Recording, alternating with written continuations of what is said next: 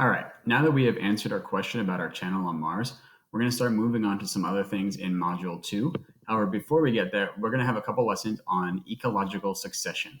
And ecological succession has to do with how a ecosystem actually repairs itself or changes over time. So, our big question that we're trying to answer today is how does an ecosystem evolve or change after a natural disaster or catastrophic event? Now, you're going to see quite a few examples of natural disasters or catastrophic events, and those could be things like volcanoes. They could be things like hurricanes or floods, forest fires. All of those would be examples of a catastrophic event to an area. It doesn't just stop at those events, too. It could be something caused by humans. It could be something like a nuclear reactor melting down. An example like Chernobyl, where a long time ago in Russia, a nuclear power plant melted down and actually caused people to leave that area.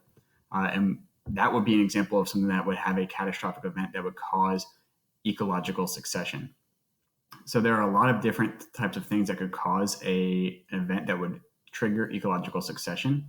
It could also just happen naturally as an area changes from one type of land to another or one type of ecosystem to another through natural processes like weathering and erosion, which we looked at when we talked about our channel on Mars.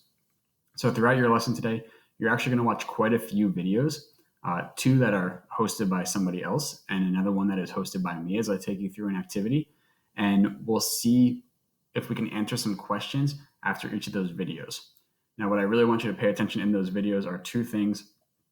One, the vocabulary that they're going to use, things like primary, secondary, pioneer species, climax. What do those things mean? Because you will be asked those questions later on, and they're important vocab words to know when we talk about these types of things. And then the other one is how they use different types of examples. So you'll see examples of forest fires and volcanoes. You'll see examples of a sunken ship causing ecological succession. So try not to just kind of get into one mindset of like, this is what it has to look like. Ecological succession can happen all around you. It can happen on a really small scale or a really large area. But it could be just very different looking from one place to another. However, the process of ecological succession is still the same, and we can still look for a lot of the same things no matter what our example is. At the end of today, you're going to have some questions in your exit ticket, and then on Monday, we'll give a quick refresher of this lesson, and you'll actually have a mastery ticket that has to do with ecological